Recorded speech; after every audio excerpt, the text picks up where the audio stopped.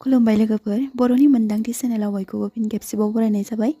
दिनै 20 नभेम्बर 2025 सानसेनि फानजामुथिनि खौरां लानानै नोंथांमोननिसिम फैनाय जाबावबाय। जुदि नोंथांमोना भिडिअखौ इन्ट्रेस्ट मोनगोन अब्ला जोबजासिम नायलांजोबबानो जाबाय। फै दानिया मोनथिना लानि बै मोनजिनै राशिफोरनि सोमोन्दै। गिबि राशि महरै मेष राशि। मेष राशिफोरनि थाखाय दिनैनि साना मोजाङै बारलांगोन। खायसे अफिसनि कर्मचारिफ्रा खामानिया बांनो हागौ, जायनि थाखाय गोलाव समहालागै खामानि मावनो गोनांबो जानो हागौ। मेष राशिफोरनि सुबुंफोरा सोरबा आंगोनिफ्राय मोजां सुजुग सुबिदा मोननो हागोन। नखरनि गेदेमा सुबुंफोरनि थाखाय सावस्रिखौ नोजोर होना सोलिलांनाया मोजां। जिउनि लोगोनिफ्राय मायबा मोनसे मोजां गिफ्ट मोननो हागौ। मेष राशिफोरनि थाखाय लाकि गाबा जादों गोजा आरो लाकि अनजिमाया जादों 9। वृष राशि। वृष राशिफोरनि थाखाय दिनैनि दिना मोजाङै बारलांगोन। गावनि खामानियाव मोजां लामाथिं आवगायलांगोन। फरायसाफोरा जेरैबो बिथिङावनो लाभ खालामनो हागोन। फालांगियारिफ्रा लाभ खालामनो हागोन। मायबा मोनसे गोजाम मुवाखौ मोननो हानानै गोसोखौ गोजोननाय मोनगोन। वृष राशिफोरनि लाकि गाबा जादों गलाब आरो लाकि अनजिमाया जादों 6। मिथुन राशि। मिथुन राशिफोरनि थाखाय दिनैनि दिना मोजाङै बारलांगोन। फालांगियारिफ्रा गोदानै लाभ खालामनो हागोन। लोगोफोरजों खोथा सावरायना गोसोखौ मोजां मोननो हागोन। नखरारि बिथिङाव नखरनि गेदेर गोलावनिफ्राय सहाय मोननो हागोन। बेंकफोरनि खामानियाव थाबै फुरा जाफुंगोन। लाइफ पार्टनारजों मोजां सम बारहोलांनाया मोजां। मिथुन राशिफोरनि लाकि अनजिमाया जादों 3 आरो लाकि गाबा जादों गोथां। कर्क राशि। कर्क राशिफोरनि दिनैनि साना मोजाङै बारलांगोन।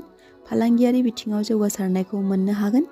गोदान खामानियाव आगान होनो सानखांनो हागौ। नखरारि बिथिङाव गोरोबलायनाय मोनगोन। जिउनि लोगोनिफ्राय गोदान आलासिनि मोजां खौरां मोननो हागौ। कर्क राशिफोरनि लाकि नाम्बारा जादों 2 आरो लाकि गाबा जादों गुफुर। सिंह राशि। दिनैनि दिनाव सिंह राशिफ्रा मोजाङै खामानिफोरखौ सोलायनाय लाबोनो हागोन। जायफोरा कालचार बिथिङाव गोसो बिथांमोना मोजां सुबिदा मोननो हागोन। नखराव मायबा मोनसे मुवा बेसाद गोमानोबो हागौ। सिंह राशिफोरनि आइजोफ्रा दिनै नखराव खामानिनि बिथिङाव रेहाय मोनखांनो हागौ।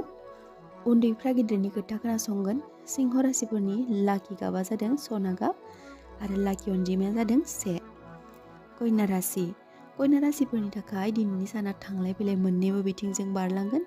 थासारिया राफोद महर लागोन। बिफाजों लोगोसे फालांगियाव हेफाजाब होनो हागोन। बैसो जानाय सुबुंनि सावस्रिखौ जोथोनै लाखिनाया गोनांथि।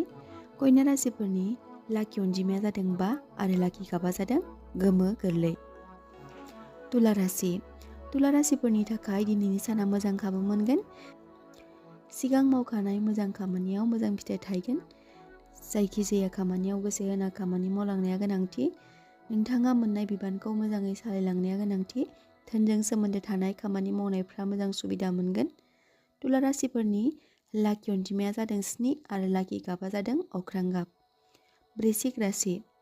वृश्चिक राशिफोरनि केरियार बिथिङाव मोजां खौरां मोननो हागौ। केरियारनि खोथा खोनासंना सोलिलांनाया गोनांथि। लाइमोनफोरा मोजां जबनि सुबिदा मोननो हागौ। राजनितिकजों सोमोन्दो गोनां सुबुंफ्रा गोजाम खामानिनिफ्राय गोजोनथाव रादाब मोननो हागौ। वृश्चिक राशिफोरनि लाकि अनजिमाया जादों 8 आरो लाकि गाबा जादों मेरुन। धनु राशि। धनु राशिफोरनि थाखाय दिना मोजाङै बारलांगोन। केरियार बिथिङाव गाब लानानै फैगोन। गथ' गथायनि देरहासारनाया नखराव खुसि लाबोना फैगोन। उन्दैफ्रा बिमा बिफाखौ हेफाजाब होगोन। सावस्रिया गोग्गो थागोन। धनु राशिफोरनि लाकि अनजिमाया जादों 4 आरो लाकि गाबा जादों फान्थाव गाब। मकर राशि। मकर राशिफोरनि थाखाय मोजां सान। नखरारि बिथिङाव सान्थियै बारलांगोन। थासारिया नोंथांनि आखायाव थागोन। नोंनिसाय उन्दैफ्रा नोंथांनाव हेफाजाब बिनो हागौ। गोनांथि लेखा बिलाइफोरखौ जोथोनै लाखिनाया मोजां। सावस्रिनि बिथिङाव गोबां खामानिफ्रा थाबथानो हागौ। मकर राशिफोरनि लाकि अनजिमाया जादों 8 आरो लाकि गाबा जादों गोसोम। कुम्भ राशि। कुम्भ राशिफोरनि दिनैनि साना खाफाल गोनां जागोन। गोनांथि खामानिफ्रा गोरलैयै फुरा जाफुंगोन। बिफानि हेफाजाबजों खामानिफोरखौ मोजाङै मावलांनो हागोन। फालांगियारिफ्रा लाभ खालामनो हागोन। नखराव नोंथांनि खामानिखौ बयबो बाख्नायगोन। कुम्भ राशिफोरनि लाकि अनजिमाया जादों 11 आरो लाकि गाबा जादों निला। मीन राशि। मीन राशिफोरनि सुबुंफ्रा गावखौ सोलायनाय बायदि मोनखांगोन। जिम ट्रेनारफोरनि मालिकफ्रा मोजां ग्राहकफोरखौ मोननो हागोन। गोजौ मासिसिम आवगायलांनो खाबु मोनगोन। लाइफ पार्टनारजों मोजां दिन बारलांगोन। मीन राशिफोरनि लाखि अनजिमाया जादों 5 आरो लाखि गाबा जादों गोथां। सानसेयारि फानजामुथि नायनो मोजां मोनग्रा आइ आफा बिदा फंबाय बिब' बिनानावफोरनिसिम 20 नभेम्बर 2025नि गाहाम हामलायनायखौ बयनिसिमबो जासिहरनाय थाबाय आरो बेजों लोगोसे जायफोरा भिडिअखौ जोबजासिम नायजोबलांबाय बिथांमोननि थाखाय आंनि गोसो गोरबोनिफ्राय हाजासे अननाय आरो सिबिनायखौ बावहरनाय जाबाय।